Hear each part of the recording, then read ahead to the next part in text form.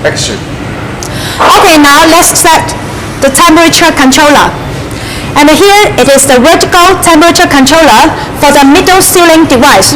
And here is the horizontal temperature controller for the end ceiling device. And let's see how to set the temperature.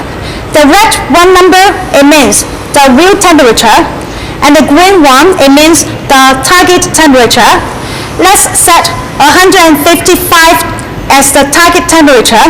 We have to press the reset button, and here we set up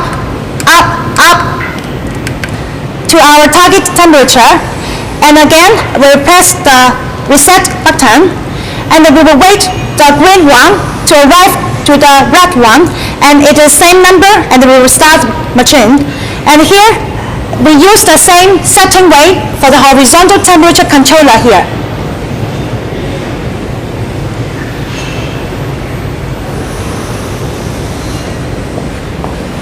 That's all, thank you.